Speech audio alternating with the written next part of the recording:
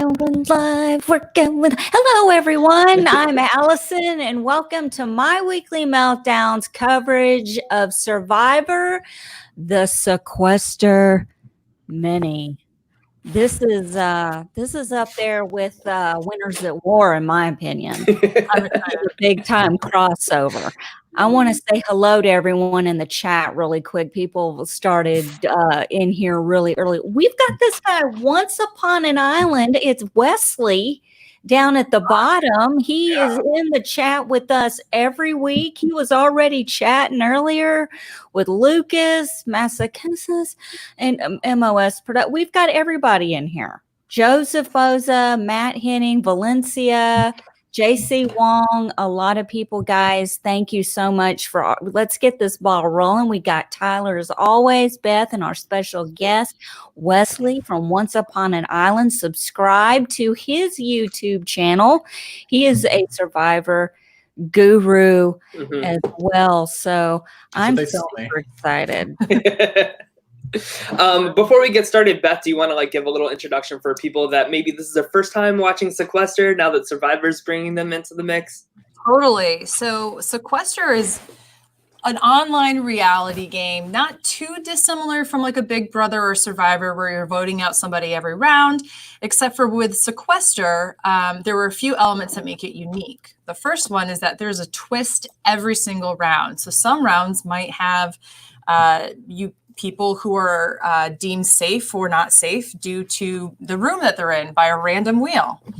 Sometimes it might be the person with the highest amount of even votes this round is the one that gets out. So it requires a lot of planning.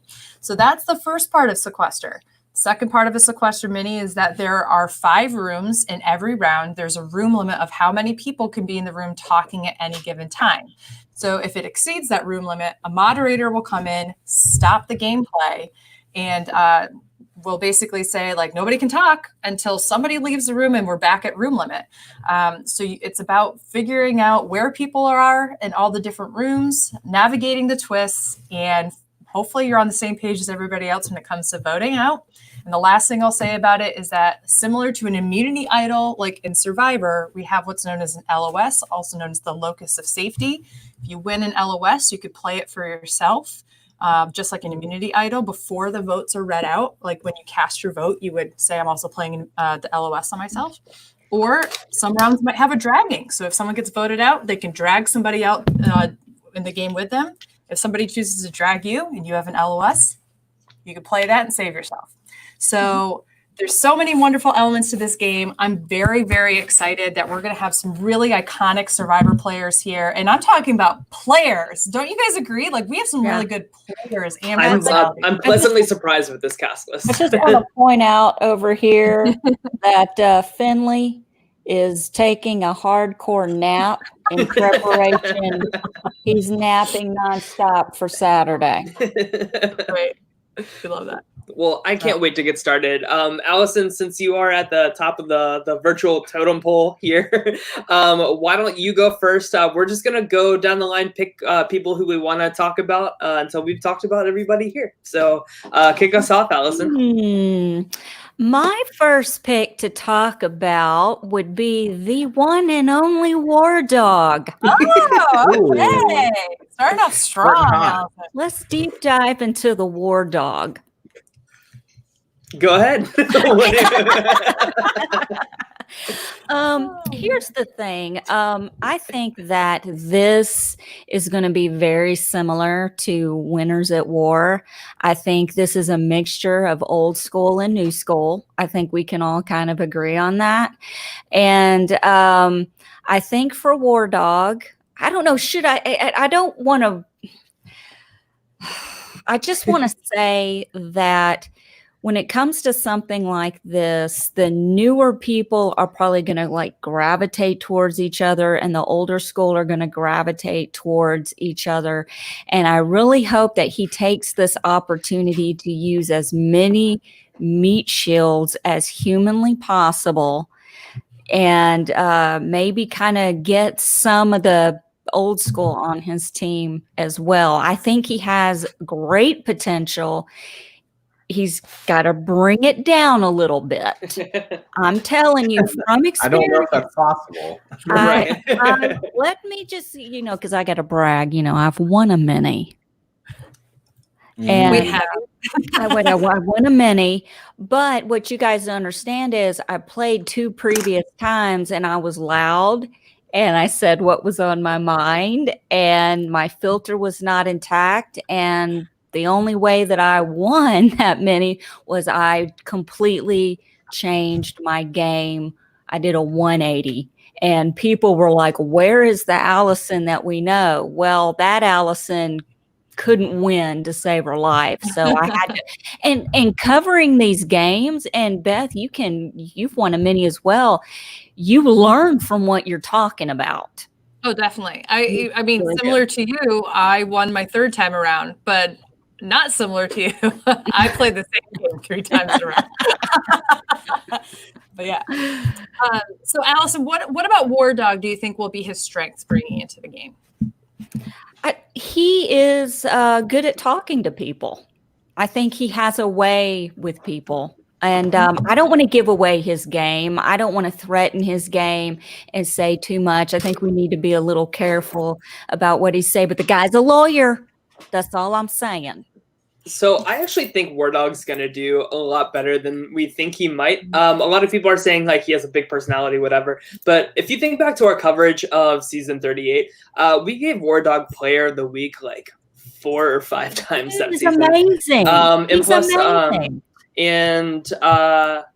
Let's see. No, hold on. Adam brought up a really good point. Wardog can't screw up any challenges. So that's a point that works in his favor as well. I definitely think that he's making the jury here. I think that he can get himself in a group of tight alliance and really do well. I think I just don't see him being like the 1st or 2nd boot really. So I think that that's all the time he needs to really form his bonds with people. I would agree with that. Yeah. Oh, go ahead, Allison. No, I was just going to say that Finley agrees. He agrees. Okay. Wesley, what do you think? Well, I think so. I really like Wardog. I want to precede everything I say by that because, like, he was one of my favorite people on the Edge of Extinction season. But I think he can come across as intense, and he is super smart. So, in a way, like Tony, almost like has to tone down, what his natural instinct is, which is to just outthink everybody constantly. He has to like keep it up here, and what he says probably needs to be simplified in a lot of ways because, like, I listened to like a 3-hour podcast I think with him, where he talked about his game in Edge of Extinction. I'm like, dude, if this is how you're talking on the island, people are probably just like, and they were like never eating anything. So I can't even imagine how people were just like trying to process everything he's saying. He's just like, go, go, go all the time. And, it just reminds me a lot like Tony in that sense. So I feel like he's really gonna have to tone down how he says things probably, or how much he talks. And he's really smart, so I know he can do it. Will he do it, I guess? Yeah. Yeah, Wardog for me was I'm probably like the differential. I'm the different person here. I was not a fan of Wardog as a player, even though I could appreciate a lot of the moves that he was doing, because I felt like he was really overplaying both in social aspects and in the mental aspects. Like, he had really great plans, but he didn't always know how to socially execute them in a way that people wanted to work with him forever. Like, they wanted to work with him maybe for that one vote, which you can say has a lot of merit for it.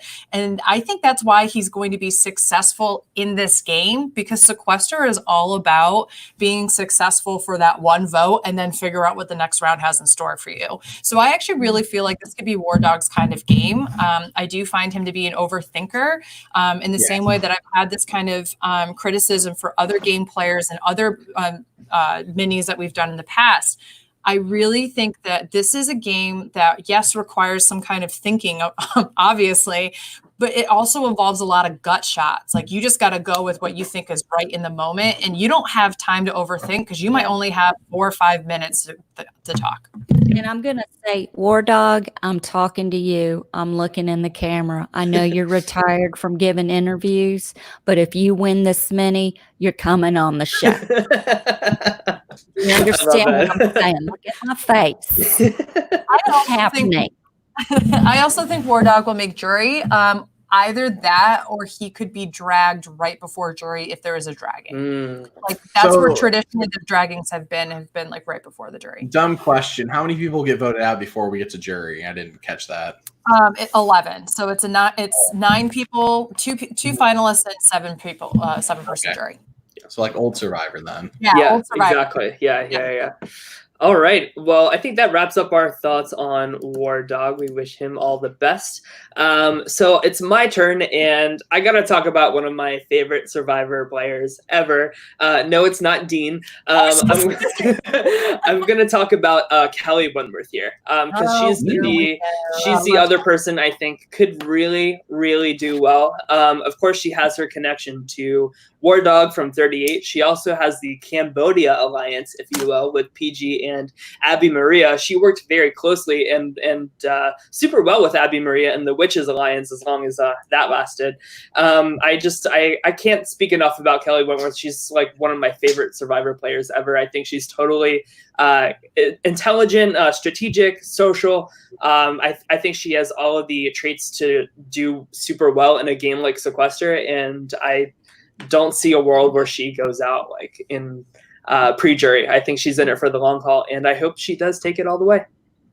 Yeah, I really, really like Kelly Wentworth. I think she's obviously a very social player. She's very strategic. And I think she's a player that in her first season, people really didn't get a good taste of what she would be like, but she has since proven how great of a player she is coming forward.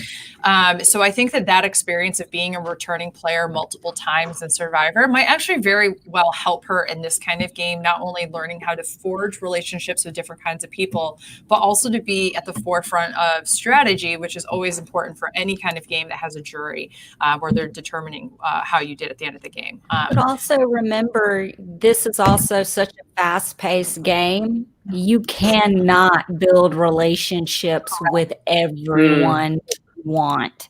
That is a big thing. All you guys out there who've played Survivor, who are about to play this game, don't go into it thinking, oh, I'll just get everybody. This game is gonna blow your mind. Trust me, you're gonna need therapy. I guarantee everybody who's ever played Sequester can't sleep for the rest of that night. And you have dreams where you're doing strategy and you have room limits in your head. Oh, I could only imagine. But I do think that Kelly just has like the natural ability to be able to connect with people in any given room, in any given round. Like that's what I guess I'm coming with. It's not necessarily that she's creating an alliance. I don't know if alliances really work all the time in Sequester. And if they do, it's typically 2 or 3 people tops. It's really no more than that. You can have people that you feel good about and that you want to work with, but sometimes a twist makes it necessary for you to vote one of them out. I mean, there have been rounds where 2 people are the only 2 people that are up for elimination that round. And you're like, oh, wow, okay, well, what if both of those people are in your quote unquote alliance? Then you're screwed. So you really have to be able to be adaptable. And I think that's what Kelly has going for her. I have a quick question, guys, kind of off topic. Is my internet okay? Yeah, it's totally fine. Okay, because I got Xfinity and fired AT&T. You're fine. Wesley, what do you think about Kelly Wentworth? So I like Kelly Wentworth. I would say that barring some sort of massive change in how she plays, I don't think she wins, which I know might be a strong take. But if you look at her past in the Survivor, like more times than not, she's receiving votes at Tribal Council. I know this is not Survivor exactly, but she seems to be targeted quite a lot. And I'm not sure how she can lower her threat level. She's pretty well known. So unlike Wardog, who only played 1 time before, Kelly's played 3 times, and she's a known commodity. On the plus side, though, there are a lot of people in this cast who she has played with, so she probably makes it a good distance. I just don't think she has a chance of winning. I think that's probably her biggest weakness. In fact, she's played so many times, people just know who Kelly Wentworth is. Yes. Where some people in this cast have only played once, and therefore probably can fly under the radar for the most part, I'd imagine. Yeah.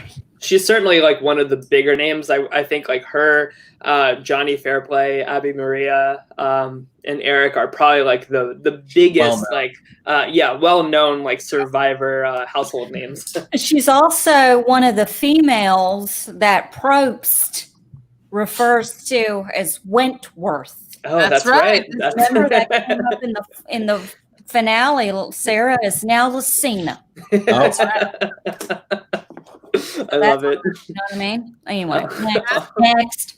All right, Beth, go ahead. Give us the next person to talk about. I mean, if we're gonna talk about big players, she was my number one person I wanted to see play Sequester, Abby Maria. We have to talk about Abby Maria. We've got to talk about How long before she says, "If you F with me, you're dead"? I love it. Please say that's the first reference.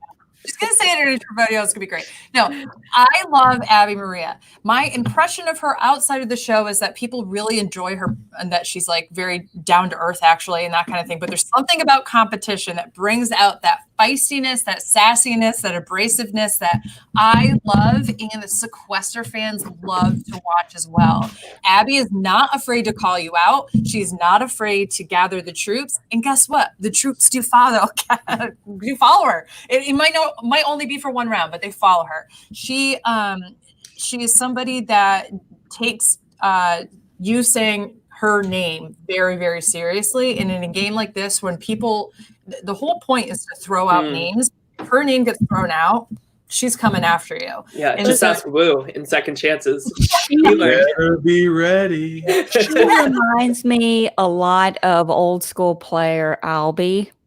Oh, yeah. I mean, I could see her pulling what he used to do. Give me a name. What are you thinking? Where are you at? I'm not going to be the only one throwing names out. Somebody say something. We're playing Sequester. Is somebody going to say something? I'm not going to be the only one saying it again. You playing or not? And I love it. I love it. This is also a new Sequester player, so newer to the community, I should say, will be playing in the Winners at War Mini is Muna. And Muna also has to me this kind of not the like aggressiveness, but the assertiveness of Abby Maria that like, you're saying my name, I'm coming after you, and I'm gathering the troops, and there's nothing you can do about it. You just sealed your fate and you're dead. Yeah. Kind of like that's why I can't wait to see Abby Maria. I really, really think that she's going to be able to not only bring the gameplay, bring the drama. I think that she'll be somebody who will be interesting. And plus, I just want to see Abby Maria like navigate Sequester. Like I just like that aspect in itself, like popping into rooms, like. I kind of wish that there's just one moment where she has some kind of technological issue and you just see her like kind of getting a little frustrated. Not because I want her to be frustrated, but just because I find that such an interesting character to watch, you know? Listen, Abby Maria ain't leaving a room. Do you understand what I'm saying? If she's in that room and somebody pops in that room, it's somebody needs to leave. Abby ain't leaving that room. Okay? End of it. One relationship I think I want to really keep an eye on with Abby is her relationship in this game with PG. After like all of that conflict that they had in Cambodia over #BraceleGate, I'm just I don't know if they like patched things up after the show or anything like that. So maybe Wesley can answer that a little bit better. But I'm not sure. Sorry. Who patched up things with who? Abby with PG. After their question of PG, I don't know the answer to that one. Yeah. The other relationship I would is imagine time heals all wounds in this case. Yeah. I would sure hope so.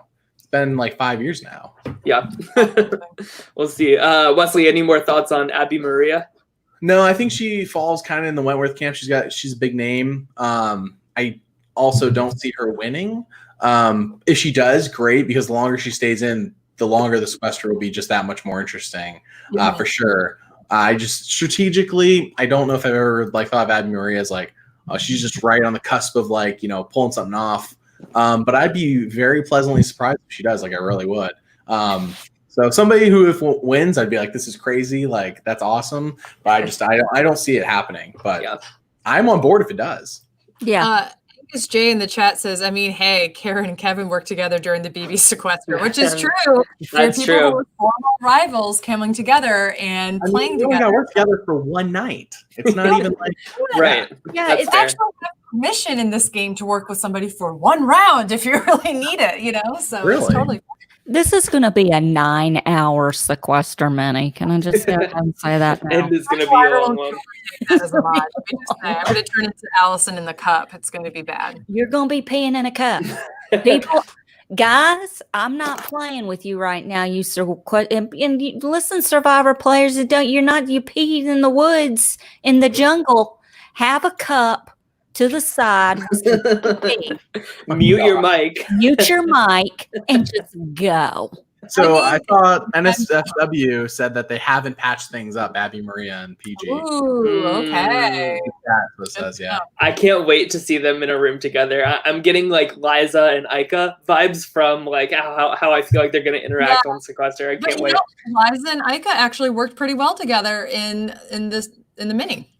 That's true. Yeah. It could have been worse for sure. Best, but it wasn't the worst. Yeah. I think the last thing I would point out is that Kelly Wentworth was also on that season with PG and Abby and actually worked with Abby as well. So that is another thing that just, they played all in the same season. Will that say anything about how they play together in this game or not is left to be determined. Yeah. All right. Wesley, go ahead and give us who you want to talk about here. Sure. We've done one male, 2 females. Let's pick another male. Let's talk about Rick Devens. Let's talk about Rick Devens, my favorite Survivor player ever. Go ahead. Ever. Wow. I'm not kidding. I'm being very sarcastic there. I was like, didn't know that. I think Rick Devens is like super easy to work with. Simultaneously, we only have just the Edge of Extinction to go off of, where he like had to idle his way to the end. So I don't know, like, I don't feel like I have a lot of evidence for like how he will do. I just know that I really like watching him, which apparently is contradictory to what you think on Rick Devens. But I like watching Rick Devens. I really do. I think he's fun. I just don't know how far he'll make it. I feel like he's somebody who could make it a while because he's just so easy to talk to. But then after a while, you're like, why is Rick Devens still here? We got to get rid of Rick Devens. That's exactly what my thoughts I feel like that's kind of where he'd fall. He'll make the jury, but then they're like, why is he still here? How have we forgotten about him? So I can see him falling into the Rob slot where like everybody says like round after round, like, is this the time that we get out Rob? Is this the time we get out Rick Devens? But it somehow like doesn't happen until like final 5 or so. And he's just going to play an entertaining as hell game the entire way because that's how Rick Devens plays. He's very entertaining. Yeah. I agree. Oh, go ahead, Allison. No, nothing. Oh, okay. Yeah, I think so. I'm not as down on Rick Devens as Tyler and Allison are. I did find him very entertaining. I didn't nothing. That's in itself shade, hon. But I don't find him to be like this extraordinary game player because I do think, like, similar to Ben Driebergen, he really depended on idols and advantages in order to get to where he needed to be. Now, that in itself, you can argue he played within the context of what the game gave him, right? Yeah. So there's always that argument. I find him to be a very affable character. I don't necessarily find him to be the most strategic person. That doesn't mean that he doesn't have any strategy, but I think if you watch the beginning portion of Edge of Extinction, he was actually pretty involved with the strategy there. It just, as time when he got his back up against the wall, he really couldn't rely on that anymore, even as social as he was. I'm interested to see how far he makes it. He either gets that Rob spot about 5th place in a mini, or he, in my opinion, would be around the, like, get 13th. Like, I don't know if he will go all the way. I see him as somebody that people target not necessarily the first round, but wait a couple rounds for, you know? Or like, I actually could also see him getting kind of screwed by a twist where maybe it's a room roulette situation. His room goes up for elimination. There's 3 other people and they look and they go, well, we got to get Devens out. So any of those rounds where there's like a few people, that's where I think that he'll be the most exposed.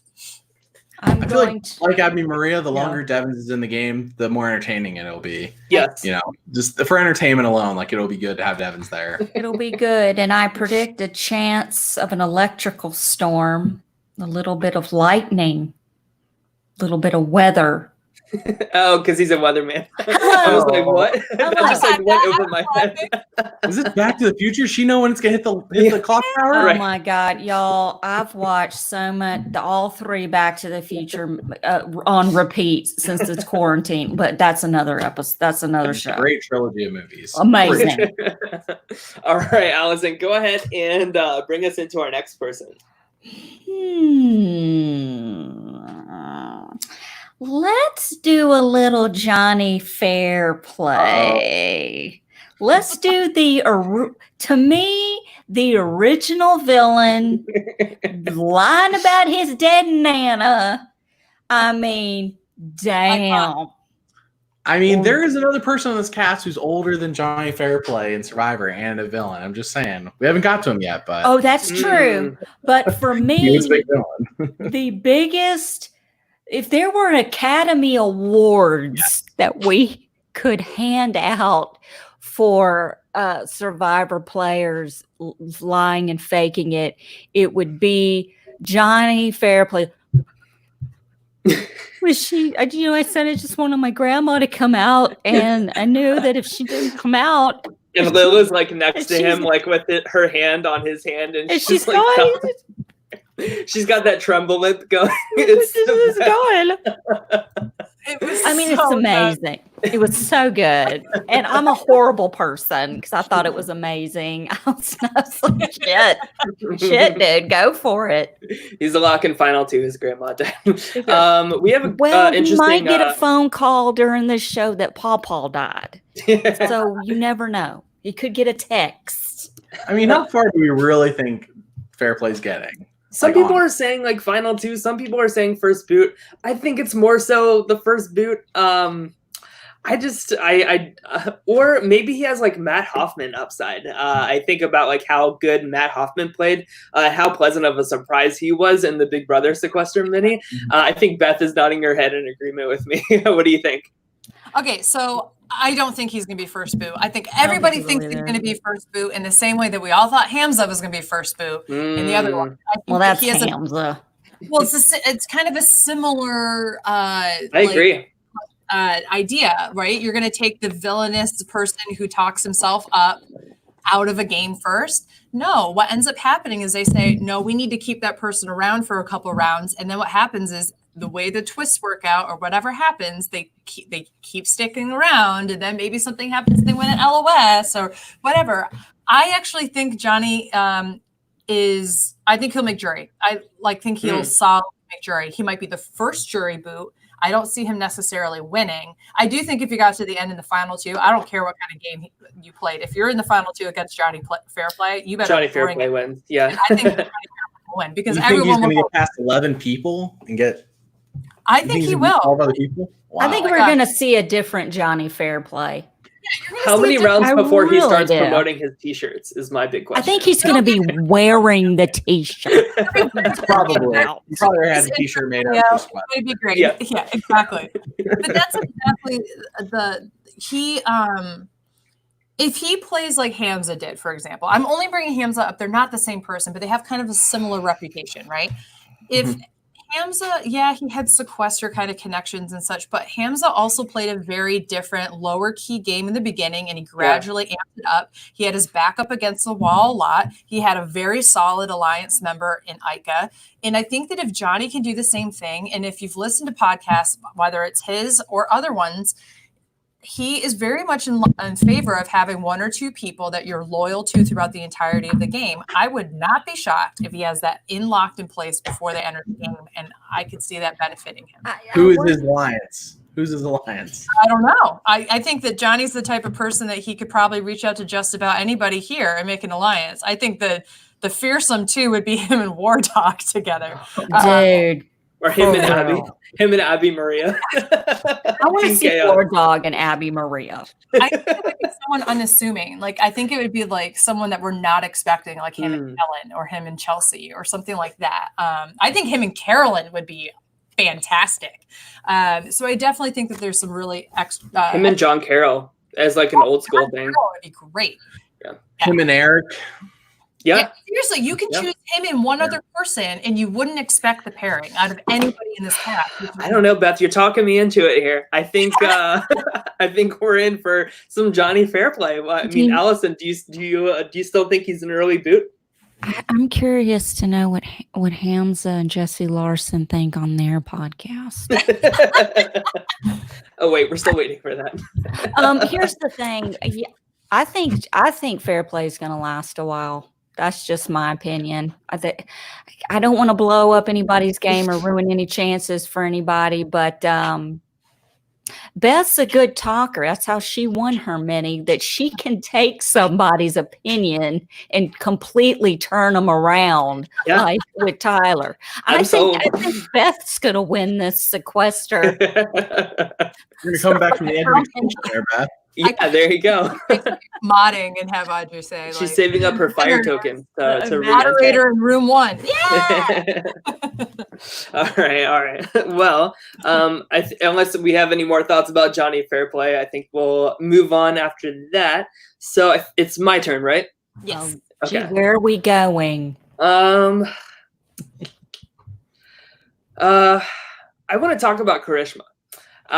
Because I think she's somebody that's going to do very, very well, even though people might not think she will do well. She got a bad rep of being like really loud, like overbearing at camp, but I think that she has some strategic chops. Correct me if I'm wrong, Wesley, but she was the only one in season 39 to play an idol correctly. And that's not... but I'm pretty sure that's right. It was at the time she played it anyway, but I forget about like the rest of the season because 39 was a blur for me, honestly. Yeah, I just I'm really drawn to see how Karishma does in this game. I think she is a good talker, as we've been saying in Hamza's sake. She has plenty of connections to other season 39 people in this game, which I think is definitely going to help her and the other season 39 people. And I think there are bigger targets that will go out first. So I see a way that Karishma slides through and makes jury here.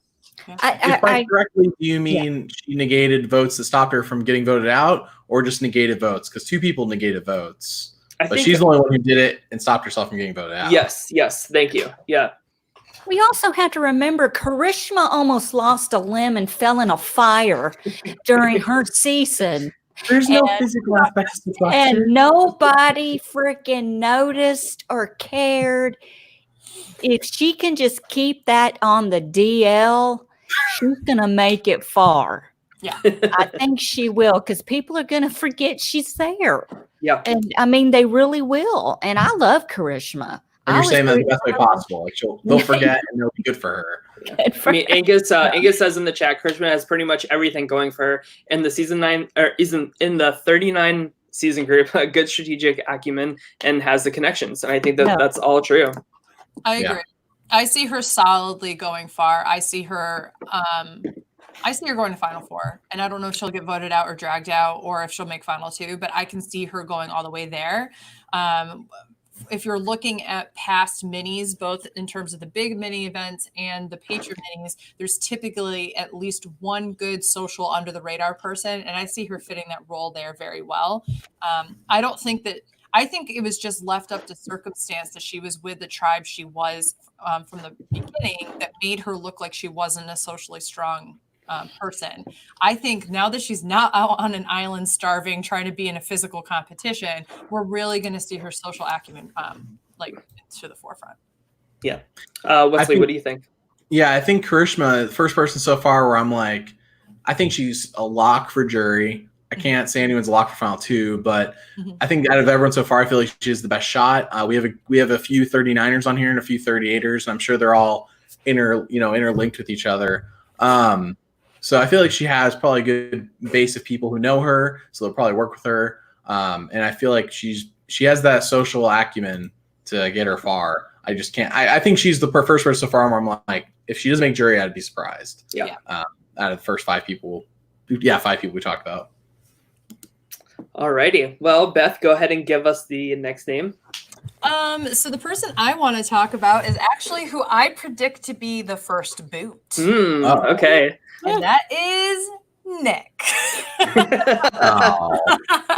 So, okay, maybe I'm being really, really harsh on Nick, but I think Nick came off as kind of arrogant in his season.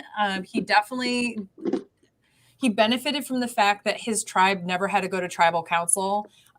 So when it came to actually having to be proven with or go to tribal council to like prove your relationships and such, he really only got to stick around. What was he, the second jury boot or something like that?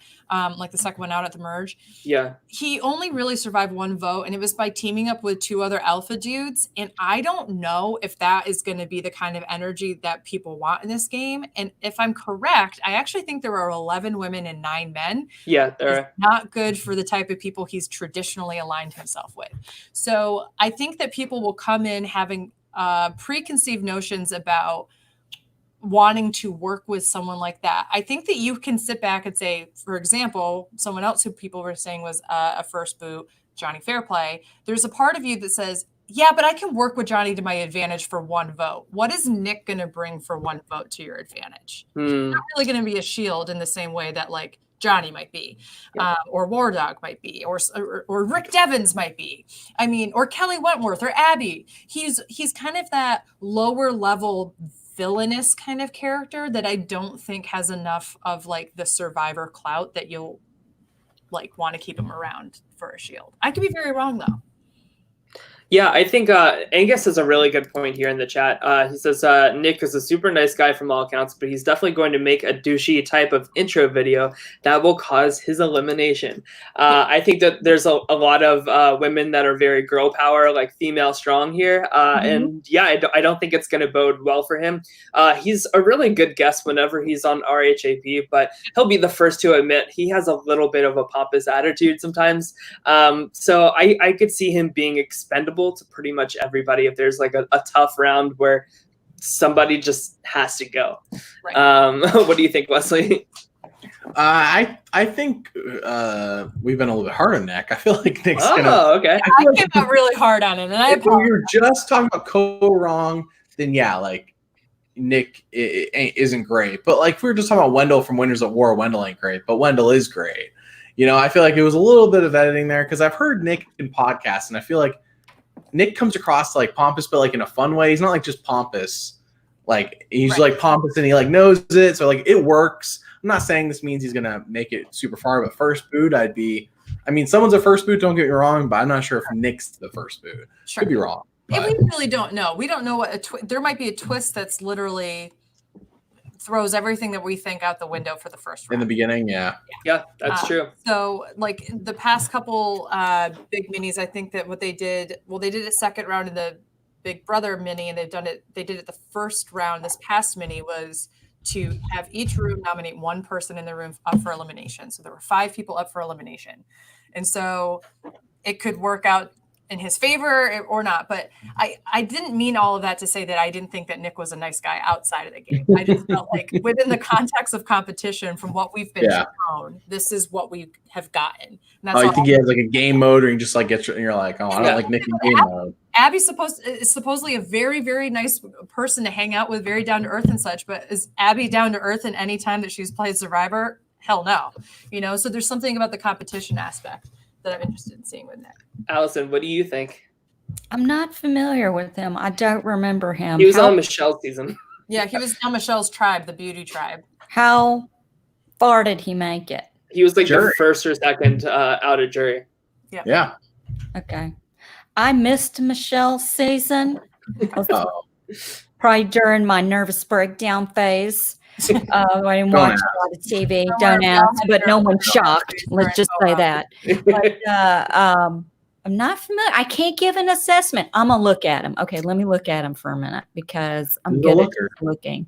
He is a looker. He's handsome. Yeah. He's a good-looking guy. I think he's going to charm. Not the best looking on this season. He's going to try, but I don't. Looking on that season, do you think? On this season, I mean. Oh, okay. I'm channeling my psychic ability because I pick winners. I don't think he's going to make jury. I've spoken. I have spoken. Nice. Well, Allison has spoken, and Allison has a really good record of picking winners lately, so this could be foreshadowing here. So go ahead, Wesley, give us our next pick. Since we're talking about people who are pompous on Survivor, we'll just move over to John Carroll then. I mean, All right, let's talk about Not John a shot Carroll. fired. I'm just saying. We're gonna need your help here because me and Beth said that like we both have not watched Marquesas in like In a a hot minute. while. No, So it's been a minute for me too. That's okay.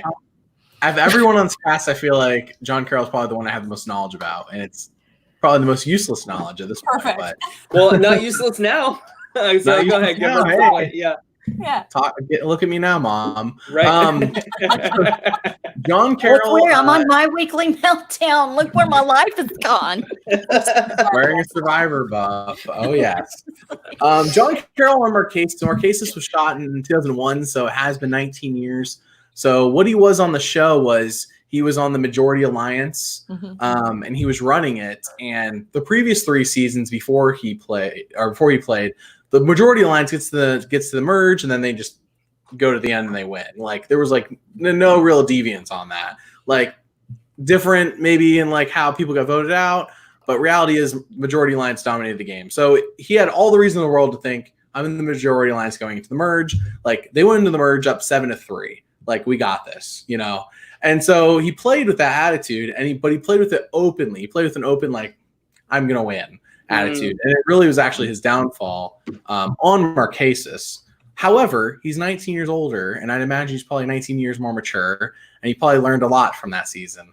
So I feel like if John Carroll has if there's anything that's holding him back here, it's probably that people don't know him. Yeah, because he hasn't played since Marquesas, and he's just not someone you see often on social media like a Jonny Fairplay or Erik Record, people like that.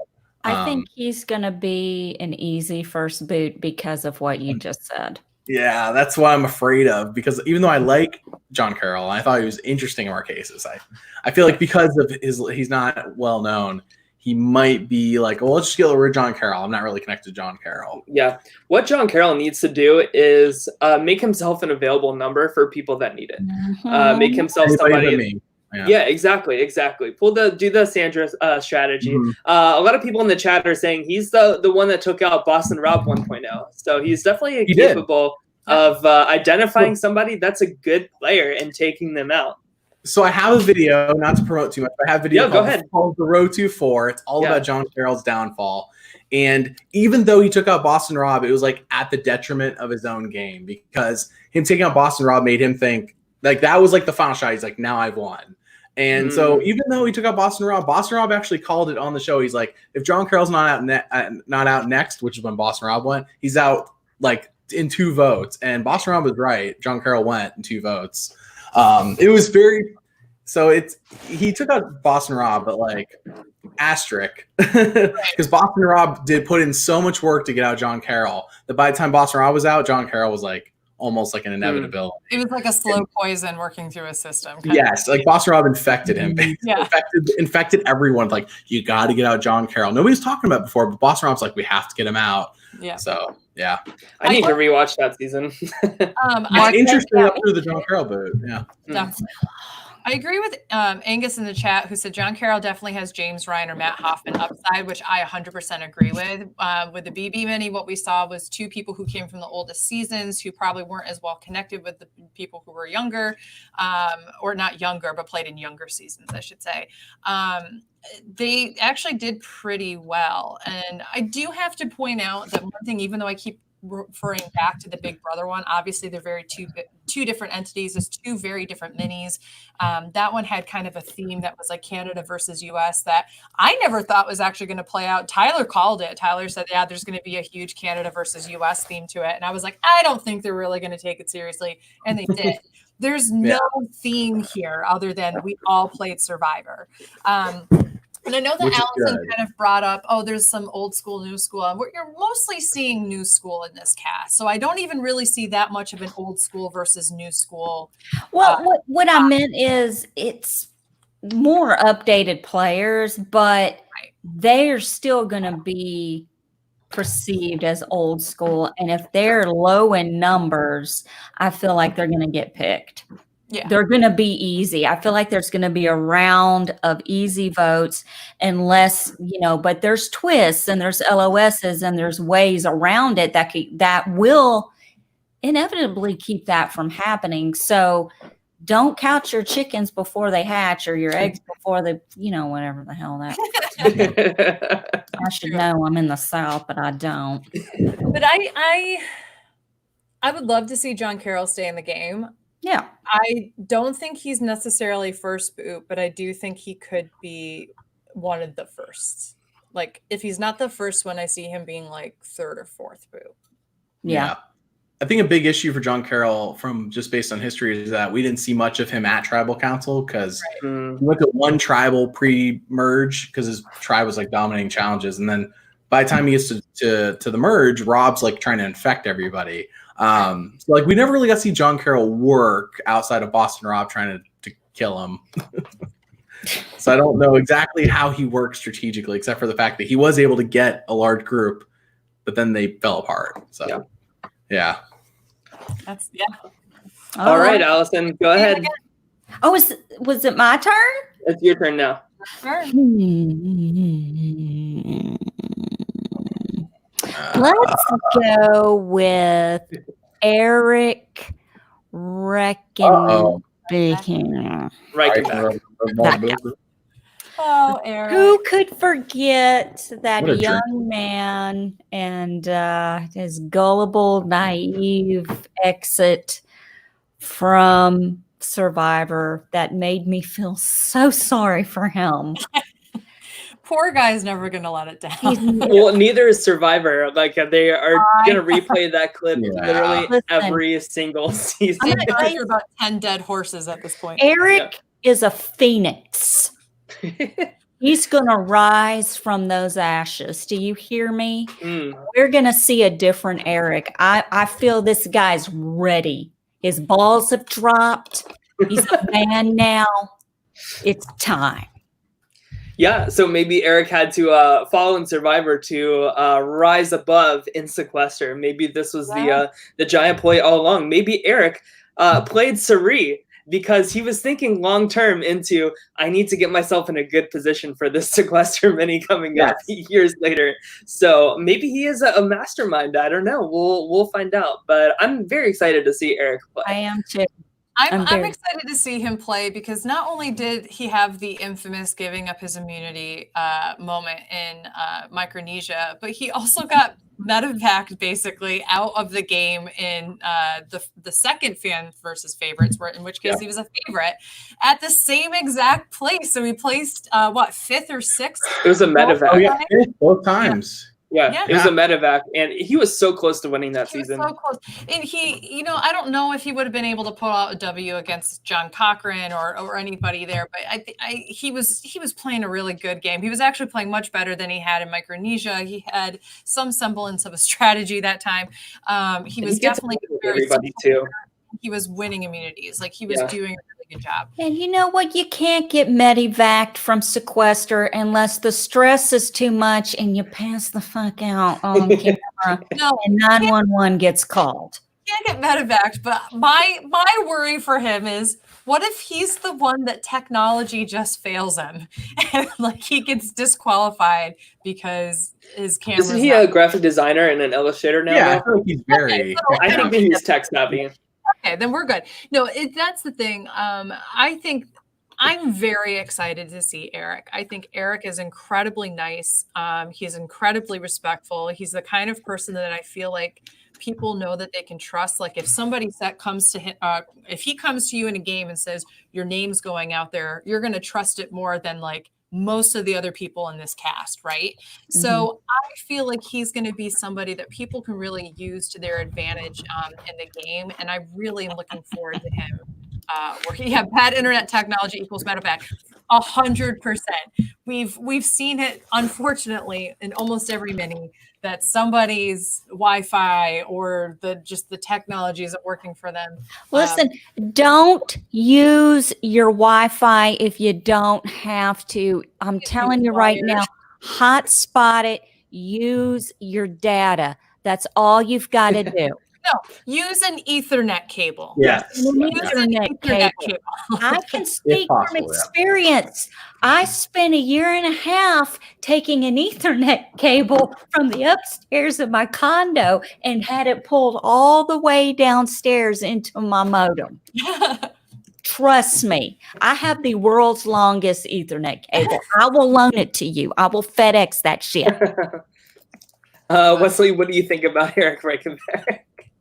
I think were we saying that in Karishma it felt like he was going to win? Because I didn't get that feeling watching Karishma. No, you don't think so? No. Well, it could be a lot of the edit, but what I remember the most from Karishma, and besides him getting medevaced,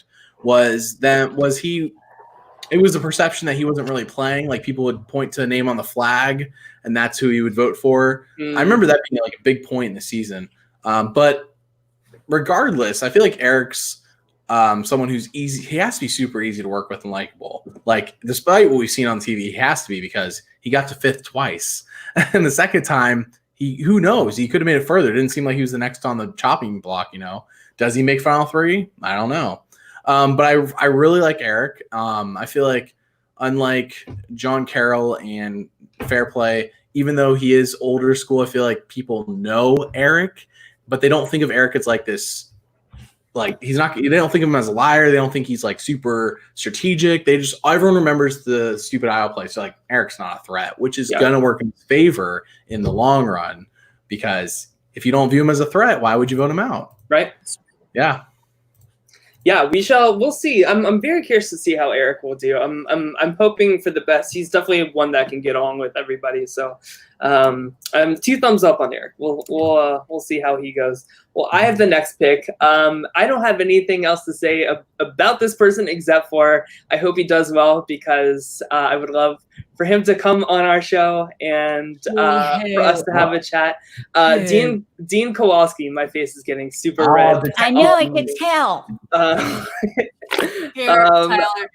Of course, thank you for the fan. Of course, like he has the season 39 connection, and him and Chelsea and Kelly Wentworth do a podcast or something like that together. So he definitely has some connections, but I'm excited to see him play. Do I think he's going to be like a strategic mastermind? No, but that's not why we love Dean. We love Dean for other reasons, and I cannot wait to see him. Would that be? Oh, he just is. He looks pretty good. So I can't wait for him to be on my screen playing this game. So I'm excited to see him. What do you guys think? You do realize he's probably going to be the one that has his shit lighting and it's going to be dark. No, he would never. You're not He wouldn't going do that to see to me. his chest. No. Tyler. Pokemon says he needs to be shirtless during the mini. No, he does not, because Angus says the correct thing underneath, which is the shirtless people go real early. So you don't want that.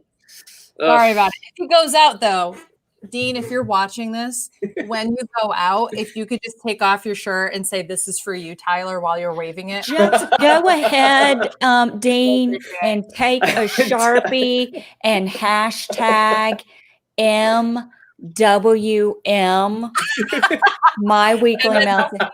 We'll see you on the next podcast. Thank you. And then just swing it around and we'll know that it was for us. Oh, yeah.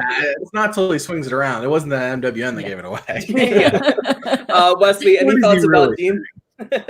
I feel like, I'm not thirsty for Dean, but he's a good looking dude. I guess a question. In terms of Sequester, I know in Survivor there's like a point in the season where if you play under the radar and then you turn it on at a certain point, and then you're at that point it's like, well, at that point it's too late. You've turned it on, but if you turn it on too early, you're like trying to take over too early. It could really affect you. Is there a point in Sequester where it's like there's a good time to get everything clicking to take over? It's called the elimination right before jury, because jury goes so quickly.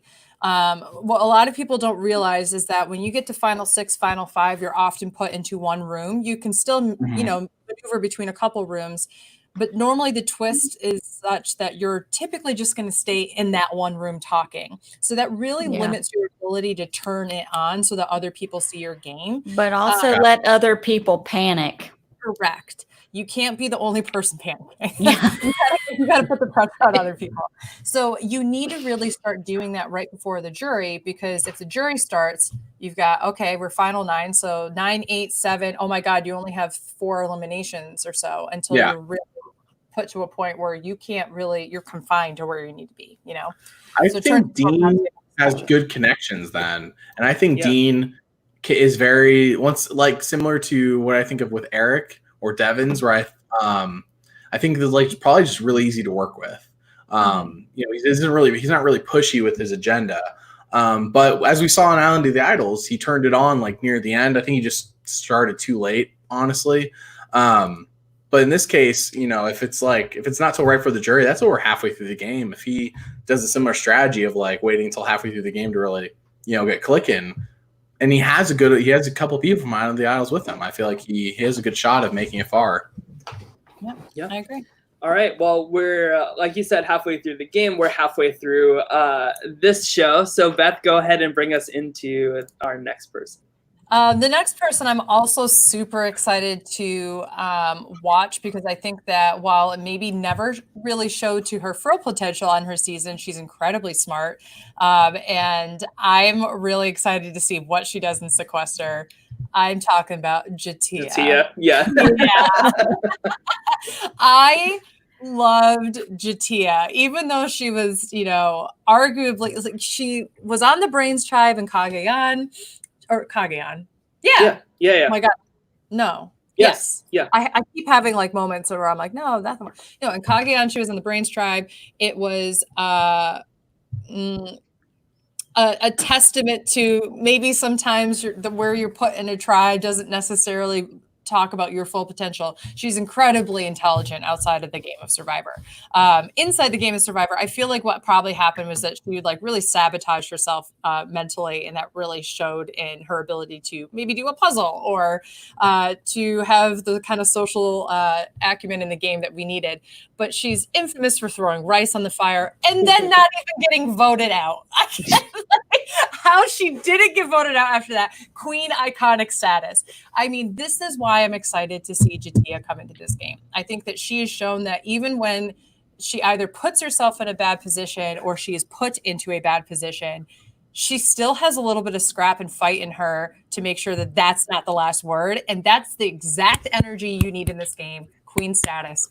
I love J'Tia. I don't know how far she'll make it. I honestly, I would love to see her go all the way to the end. I would love J'Tia to win, but I think she'll probably be pre-jury, but I don't want her to be. I really don't want her to be.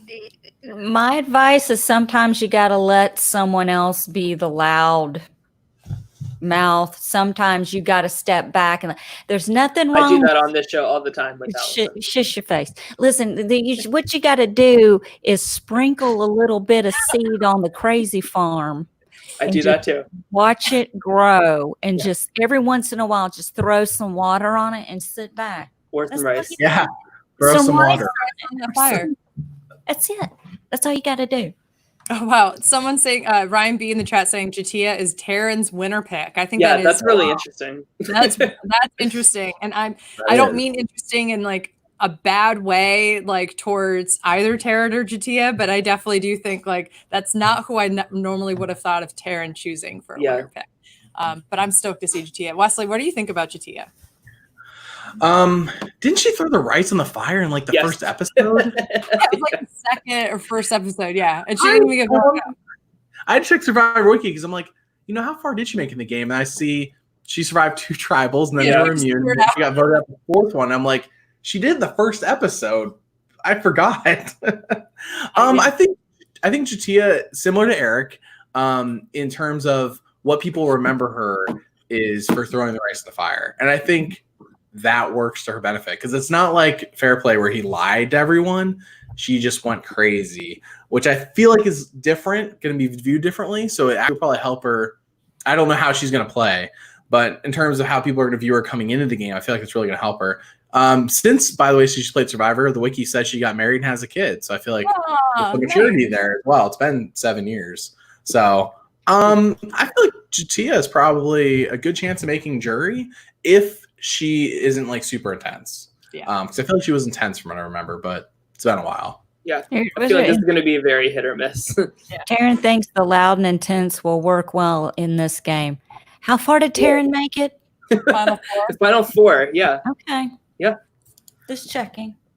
All right, so I feel like these people are probably going to play it as if they're playing Survivor in a way, and loud and intense is usually viewed as a target.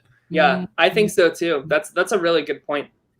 Wesley, go ahead and bring us into our next person. Sure. I've picked two guys previously, so I'm going to pick who my favorite female is in the cast. I'm going to pick PG Law. Okay. Yeah. I feel like PG honestly played a great China game, and then we barely started in Cambodia, which I think is one of the biggest shames of that season. Hashtag jewelry game. I feel like PG is super. I mean, first off, she's on social media a bit, so I feel like people still know of her. She's not like, who's PG? Like, we know who PG is.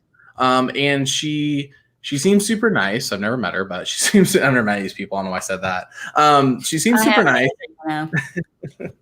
She seems super nice, and I feel like her threat level is really low. And I feel like that's probably the biggest important thing coming into this game, especially after watching Winners at War and watching Tony purposely lower his threat level. Everyone is going to have that fresh in their mind, like, keep my threat level low. Well, people like PG don't have to lower it. It's already low, which is going to be good. Her, JT, Eric, I feel like their threat levels are low, even if people know who they are. So I feel like she's super nice. It's going to help her just get along with people initially, and her threat level's low. I feel like I don't know how far she makes it, but I feel like she's not an early boot contender. Yeah. I'm split on her. I think she's either going to be an early boot or she's going to make it to the final four.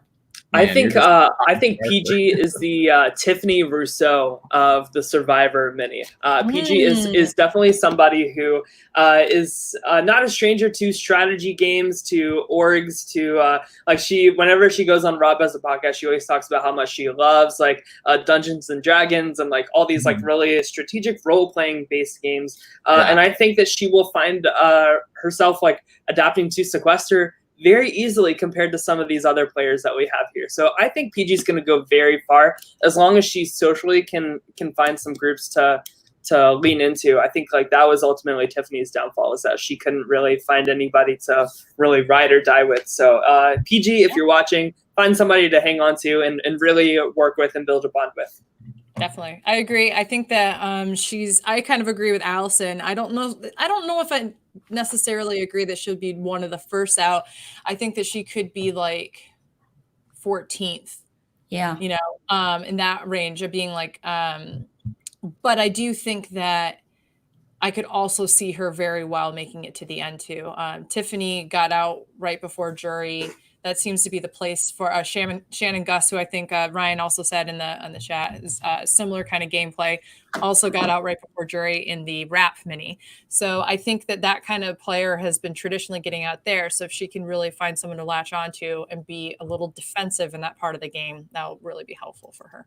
Top. This is a top 5 season of Survivor if she wins, and this isn't even Survivor. Yeah. So. Yeah.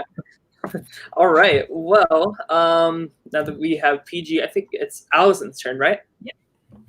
Oh, who do I want to pick? Somebody that I really liked that I don't think got in.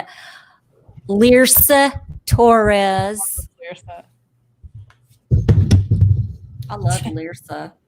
I loved Lyrsa too. I think she was really, really good in David versus Goliath. I think she just got herself swap screwed. Ultimately, was her downfall. Like she's loud. Like she has like a big personality. I could see her having some technology issues, to be frank. I hope not. That's what I'm worried about, is having tech issues. I don't think she's the one that strikes me as the tech. Although you'd be surprised who the tech issue people are before the game even starts. Like, I'm talking about people who can't figure out how to get their mic on. Those kind of people. So I won't spill any tea because that is. To me, she showed a lot of heart and physically did things that people thought that she couldn't, and she tried really hard, and that was inspirational for me. I'm a tiny little thing, and people don't think I can do a lot of things. You would be surprised of the things that I can do and move. And I think Lyrsa is loud and does her thing, But I think in the Sequester globe, I think she'll have it contained. I think we're just going to see different. I have a funny feeling if her back is against the wall, that's when she might get loud, but she might keep it down until it gets to that point. That's just my opinion. Are we saying she can get loud too, like Sandra? Yeah. I can get that too. What the fuck? Yeah, in her bio, she said Sandra was her favorite player. That makes sense. Yeah, it does. That doesn't shock me. Yeah. I think what do you think? has got scrap. I think that she's gonna. I think that this is a really good game for Lyrsa, and I can't wait to see her. I'm really excited by her. I unfortunately have to agree though with Angus J. I kind of think Lyrsa is an easy name to throw out in the first few rounds. I unfortunately think that's probably going to happen. But she also had her name thrown out the first few rounds of David versus Goliath, and did a really good job of like playing defensive with that. But so she had more time to turn that around. She had more time to turn that around. She also had tribal immunity wins and such, and like all those different kinds of things. But when the dynamics change every round, you never know. That could help her and it could hurt her. Leslie, what do you think? Well, she didn't go a tribal in David versus Goliath, by the way, without getting 2 votes. She got 4 votes, 2 votes, 4 votes, 2 votes, 3 votes. She didn't go tribal without getting votes. Yeah. So I'm not sure about her social game based on that. Yeah. Even though she comes from an amazing season of Survivor, I feel like I agree. I feel like she's an easy name that could be thrown out early. Doesn't mean she's gone early, but I feel like she could be somebody like, well, we can get out Lyrsa. So I don't have a strong opinion. Will she give up her jacket? Maybe she would have stayed longer. Yeah. I will say this though, when it comes to Sequester, we have a pattern of people who were the name thrown out in the first, 3-4 rounds, and they get safe, and then they win the game. So just putting that out there. That is a very popular trend. We're gonna have a second David versus Goliath winner. Oh, that'd be really fun, especially that would be if it was cool. on the David tribe. All right, it's my turn next, and gosh, there's so many people like left that I really love and would love to talk about. I'm going to talk about my winner pick from season 39, Chelsea Walker. I really, really love Chelsea. I really wish that she made it further. Sorry, somebody's calling me. 1 second. All right, that it just like went in my ears. But yeah, I really love Chelsea Walker. I think that she is so bright, so intelligent, but very just like charismatic, like very charming, very like witty on her feet, quick thinking, and you definitely need that in a game like Sequester. She's got a lot of ties with people in her season. A lot of season 39 people are playing, including her showmance, Dean. So that's definitely working for her too. She has good connections with Kelly Wentworth because of her IMDb show. I think Chelsea is going to do very, very, very well. I say final 5, final 4 for Chelsea. I see Chelsea making it far. Kind of like she's got, is it Cameron Olsen-ish? Yes. Cameron just won a mini. Yeah, she did. So that is sticking in my mind. That's a really good comparison. I love that. Cameron was my winner pick in Sequester, so. I mean, I love Cameron. Yeah. I think Chelsea is. She was one of the people that I wasn't a part of a draft on my weekly meltdown, but she was one of the top 5 people that I had thought in my mind. I think if she hadn't been blinded by a showmance, and I actually think that she's a player that could probably do better in a faster paced game because she was so strategic and she's so naturally sociable that makes her adaptable, that I can absolutely see her going far. I think I see her getting out at 6 or 5. And here's the reason why. That's typically the spot where they get rid of the person who has the biggest threat to win. And you're pretty aware who's going to be the most social, the best talker, those kind of things. Then if she's at 6 and 5, she hopefully has an exit strategy or can rally the votes like a Kim Matina did this past weekend. Yeah. Lord have mercy. That Kim Matina. What do you think, Wesley? What do you think about Chelsea Walker? I think you're going to talk up with us. I think she has a lot of connections here, and I think those connections are going to, unless the connections hate her, which I don't suspect. So I feel like Chelsea is a lock to make it far, unless unless everyone targets her alliance, which is really the biggest issue. But if her alliance isn't targeted and they're able to get rid of, I feel like she's good. I feel like she's good to get to the jury. Yep. All right. Well, that does it for Chelsea. Beth, go ahead. Give us our next pick.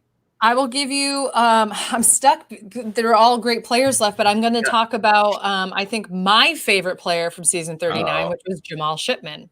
Okay. I think this is going to be a really great game for Jamal. I see him he's incredibly social. He's incredible. He has an incredible way of using words. It's more than just being like articulate. Like people will say that about people who could just string a sentence together. He goes well beyond that. He can paint a picture. He can really develop a point, and he can do it in a concise and beautiful manner that people just listen to.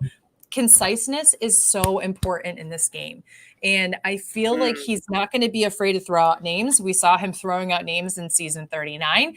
We saw him leading strategy. He was somebody that stumbled a few times, got blindsided, picked himself up, continued moving forward. And that's what you need in this game. I think that he's going to be somebody that people want to work with and should want to work with. I do think he will find himself being somewhat of a bigger target, to be honest with you. Because I think that once people are in the context of a fast-paced game, they start thinking about, okay, who are the people who are really leading the charge? Who are the people who I'm always seeing talking with other people in rooms? And I feel like that's going to paint a target on him. So I'm hoping he makes jury. I think he will. But I also wouldn't be shocked if people just turn on him early because they're scared of him. Yeah. I really like Jamal. I really do. I can't say enough nice. I was upset when he got voted out. That was like not, in the season that he was on. Who was it that he was on? He dealt with a lot of shit really gracefully. Yes, he dealt with a lot of shit. He was on. Wasn't that the season the pervert was on? Yeah. Yes. So he was on with pervert. Trying to think about it. Harvey Weinstein. But listen, I just really liked him because he stood up for. I like him. I want to see him go far, and I don't want to jinx it by saying anything else other than that. I think he could be a really good bridge between the old school people playing as well. And I think that's the strength that he has. I think he's going to be very well connected because he is such a fluent speaker. Like I feel like he speaks like poetry, like when he talks. No, seriously, it's gorgeous. Yeah. What do you think, Wesley? I think if Jamal gets to the to the final two, then I agree with you guys. He has a way of talking that is just going to make you be like, well, I have to vote for Jamal. He has a way with words. And so I feel like if anyone gets to the final two out of everyone here, even Rick Devins, I feel like Jamal has the best shot of winning because of how he can sway a jury or how he can sway people. So I'm not sure how far he makes it. I feel like he has to be part of this strong 38-39. I'm just guessing that they would work there because they're newer. But I feel like if he makes final two, man, watch out. Yeah. You better not bring him in. You better be ready. Yeah, you better be ready. So go ahead, Wesley. Bring us your next pick here. Let's do Lauren Beck, who is my winner pick going on the Idols. I love Lauren. Yes, Lauren, or as we know her as female Troyzan. She said in her pregame. In her pregame stuff, she said, I'm pulling up right now. She said she wants to be hot like Troyzan. She said, which contestant are you most like? Troyzan and those Speedos? They said, which survivor are you most contestant like? And she said, Troyzan, because we're both hot. So I was like, winner pick. I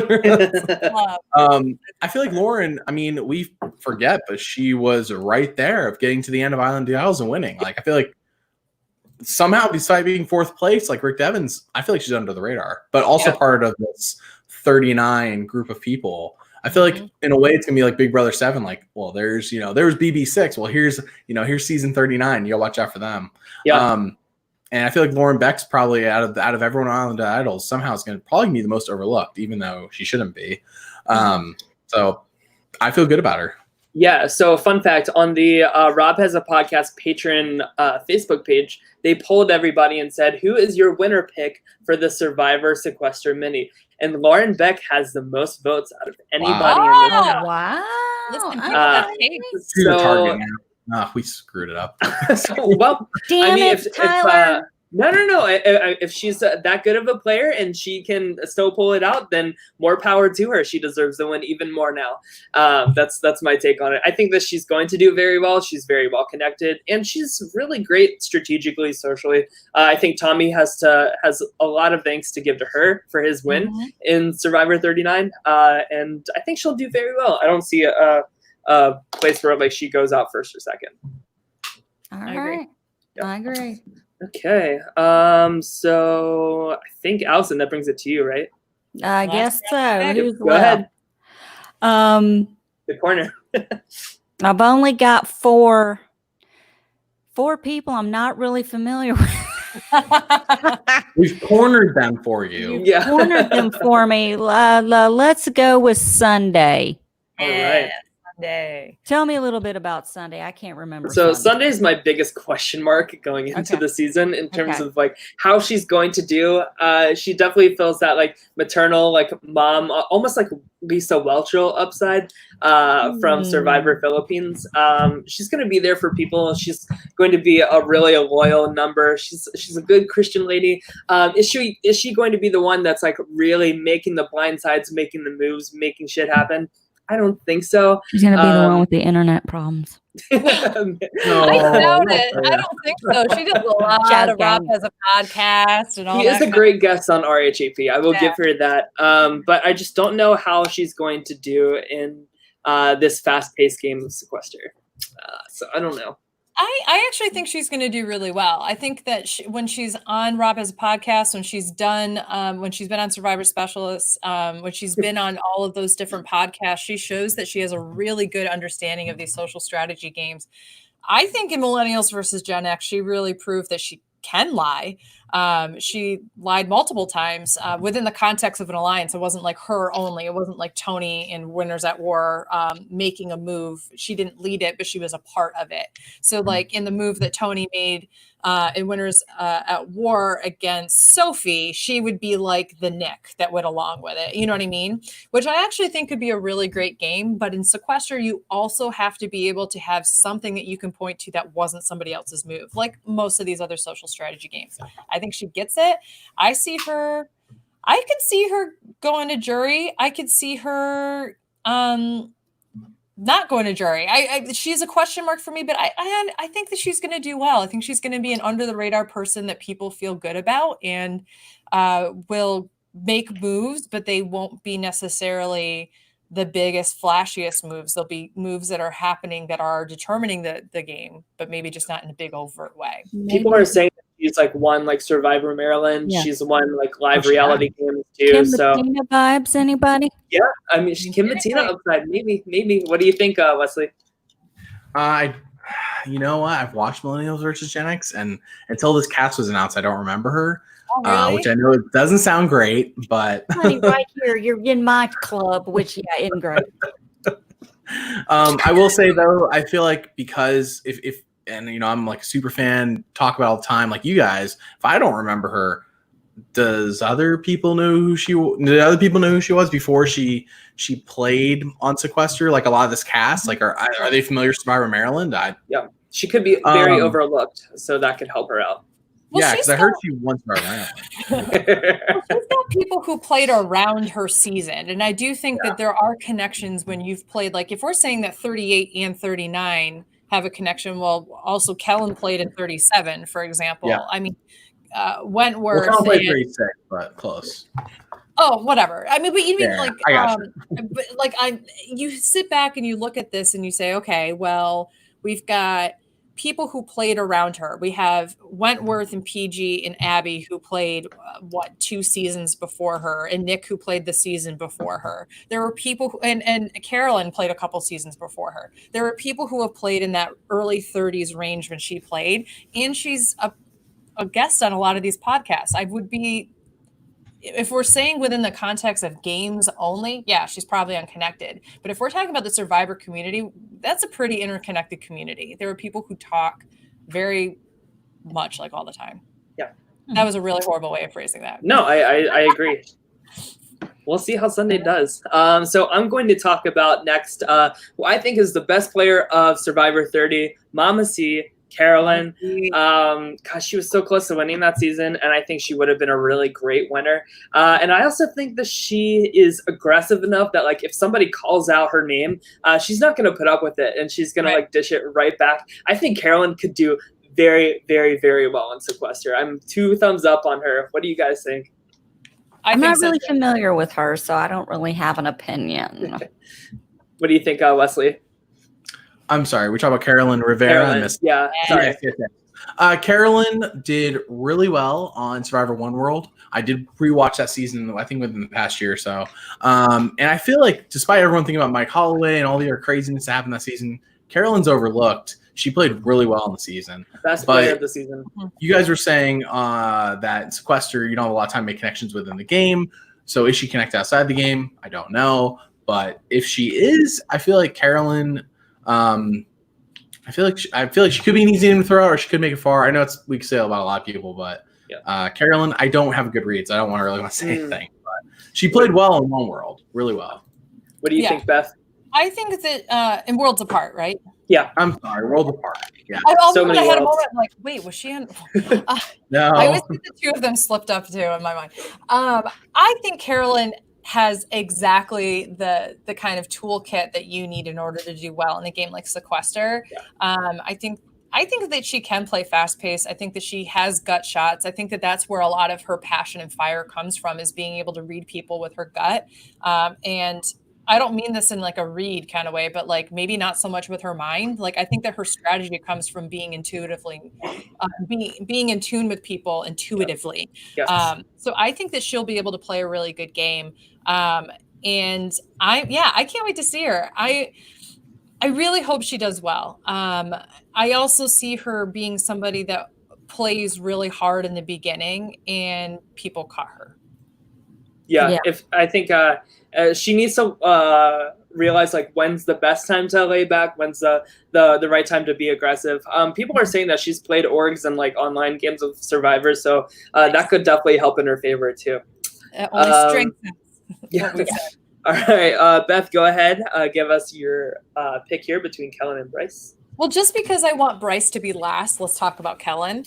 I think fitting. Bryce is the perfect person to end with, to be honest with you. So let's talk about Kellen. I think Kellen was, I think there were a lot of people who really, really enjoyed Kellen's game in Ghost Island. I am not particularly one of them. And here's the reason why. I know, I want to preface this by saying anything that I am saying about people playing their games is purely about their games and how they came across in the context of gameplay, not as them people outside of the game. I think that Kellen's a really sweet person, but where she struggled for me, which is where I think there could be a struggle in Sequester, is that she failed to make bonds with people in the point of the game where it mattered, which was the merge. And she really failed at trying to figure out her place within the majority alliance and moving her place upwards. Instead, she just kind of did what everybody wanted until it was her time to go. And that's not going to do well in a game like Sequester. You really have to be assertive enough to know where your placement is within the context of everybody else, what their read is on you, and do something about it. And what I need her to do is do something about it. Throw out a name.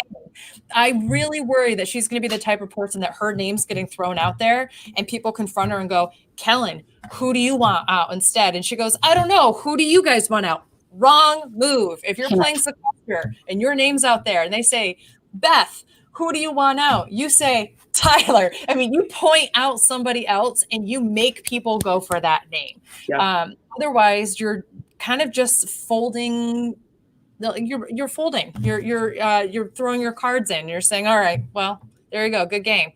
So I really hope that she does that, and I think that she can do that. I just want to see that happen with her. Yeah, so when we were covering Ghost Island, Allison can speak for this, but I was really rooting for Kellen because I felt like out of everybody in that kind of not very bright cast. I felt like Kellen was like the one person that was like so close to figuring out that Dom and Wendell had the game like on lock, and she was so close to being able to do something about it. So I think that there is something there. I'm really high on Kellen's chances to do well in Sequester. I agree with what you said, Beth. As long as she brings that killer instinct, that's what I think Kellen needs to bring. Yep, I agree. Yeah, I could to add? Well, I feel like Kellen, from what I remember, is that she did wait too long to try to turn people, but also people seem pretty not willing to turn, so I'm not going to blame her too much for that. But I remember her trying to rally against Wendell and Dom, like, way back. So, and way before they got to the end, people were just unwilling to flip. So I feel like Kellen probably is probably going to have this time. I feel like she's going to be more aware than she was in Ghost Island, and probably looking out for, well, who's the people to win, because we need to get them out now rather than waiting until later. So if any of these people have learned from the past season, hopefully Kellen has, and she'll come in with that killer instinct. But it could be that she overcorrects and does it too early and then gets herself voted out. So it's something to consider, I think, as well. I think it'll be great. Yeah. I'm looking forward to it. Alrighty, and last but not least, let's talk about Bryce. Go ahead, Wesley. Go ahead and bring us home with our last person. I was gonna pick. Oh, Bryce. Oh, okay. All right. Yeah. Bryce Isaiah. I honestly don't remember much of his game. I think I really just know him from Rob Has a Podcast at this point. Yeah. So based on Rob Has a Podcast, I feel like everyone seems to get along with Bryce. I know he got voted out his first tribal in Cagayan. I remember his ... but I don't remember much else. But I feel like it's been quite a while. It's been like 6-7 years since then. There's just been time. And I feel like Bryce is well known. I feel like Bryce is funny, which I feel like is important, but he's easy to talk to. And I feel like people who are easy to talk to are probably the ones you're going to want to keep bringing, because people who are unwilling to work with you are not who you want to bring with. I feel like Bryce, even though he's like very opinionated, I feel like he's not like going to push his, like what he wants to do, which could work well with a lot of people.